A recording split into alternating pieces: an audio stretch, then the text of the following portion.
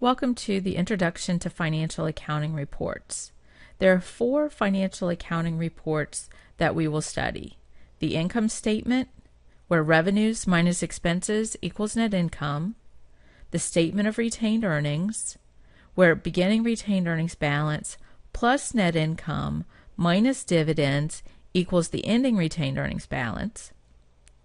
The balance sheet, where assets equals liabilities plus equity, and the statement of cash flows, where cash inflows minus cash outflows equals net change in cash, and then net change in cash plus the beginning cash balance equals the ending cash balance.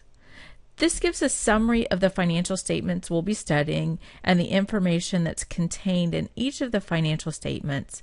But before we get started, we need to get a better understanding of the assumptions, the principles, and the conventions underlying the preparation of these financial statements. While studying these assumptions, principles, and conventions is not terribly exciting, it is necessary to gain a greater understanding of the financial reports once we get to them. So we'll start with the assumptions. The first assumption underlying financial reporting is separate economic entity. Economic events are associated with a business entity and are separate from the owners of the business entity. The second assumption is going concern. The going concern assumption assumes that businesses will continue in the foreseeable future. This assumption is necessary because it allows us to not worry about liquidation values when we're preparing our financial statements. The next assumption is the stable monetary unit. Financial reports are prepared using a stable monetary unit, for example, the US dollar. In periods of extremely high inflation or extremely high deflation, the financial statements are less relevant because the monetary unit changes so drastically during those time periods. The last assumption is periodicity. Accounting reports are prepared periodically. For example, accounting reports are often prepared monthly, quarterly, or annually. The periodicity assumption allows us to break the business's life cycle into these time periods and prepare financial reports associated with the time period indicated, either monthly, quarterly, or annually. Next, we'll discuss the principles underlying financial reporting. The first principle is the historical cost principle. Assets, which we'll later look at in more detail, are reported and presented at the original cost, and no adjustment is made for changes in market value. While financial statements have historically been prepared based on historical cost, that's not true for all assets. It is true for most assets, and as we study the different types of assets, we'll identify when historical cost is used and when we use other measures for reporting assets. The matching principle indicates that expenses and revenues will be reported in this period incurred and earned. We're going to study expenses and revenues in more detail later, but matching says we'll report expenses and revenues in the period in which the expenses were incurred and the period in which the revenues were earned. The revenue recognition principle, also referred to as the realization principle, indicates that revenue is realized when the good or service is provided. Now, realized means reported on the income statement. The final principle is the full disclosure principle. The full disclosure principle requires that all information about the business entity that is needed by the users is disclosed in understandable form. That's not to say that every possible thing is disclosed, but everything that's needed by a reasonably informed and educated user is provided in the financial statements. The conventions that we use include materiality convention.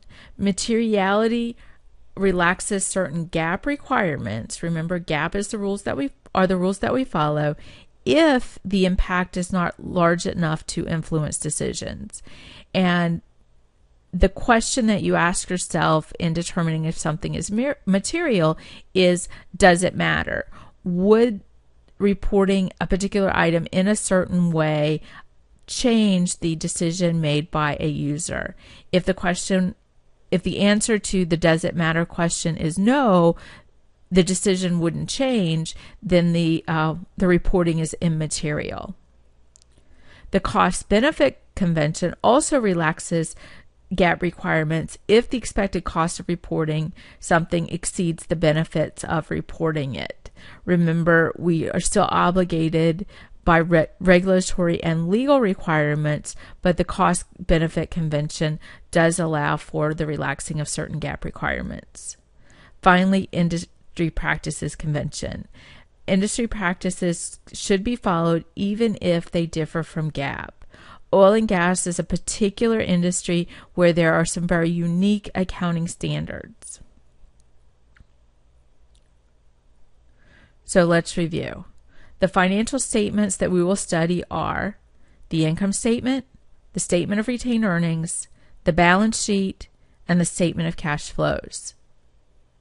The assumptions underlying financial statements are separate economic entity, going concern,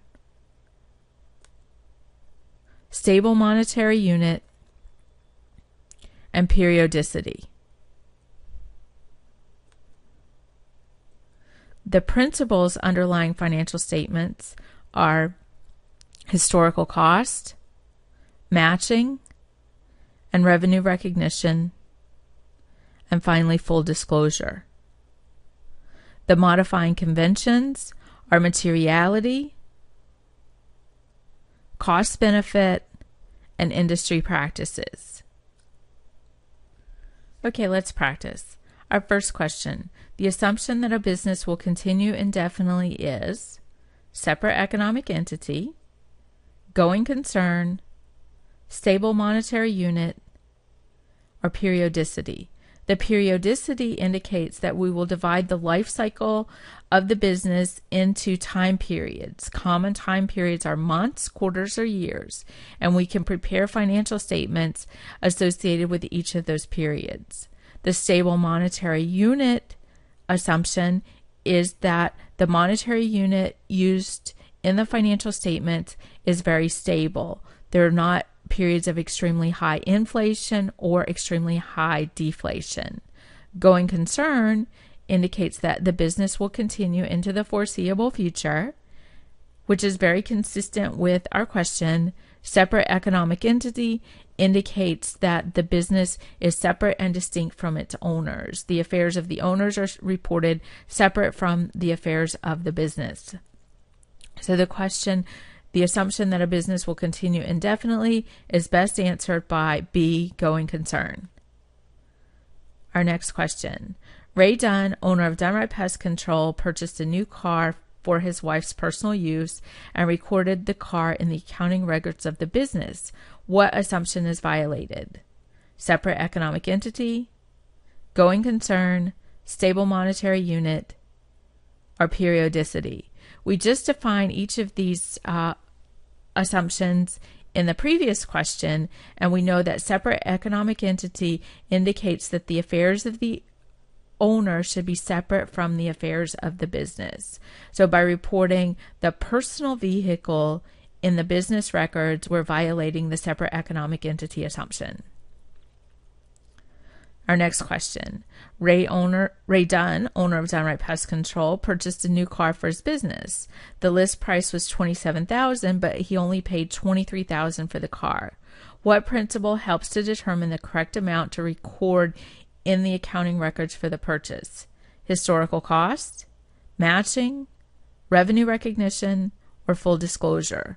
Full disclosure requires that we report all information that's necessary to interpret the numbers contained in the financial statements. Revenue recognition requires us to report revenue on the income statement when it is earned. Matching requires us to report expenses and revenues when incurred and earned.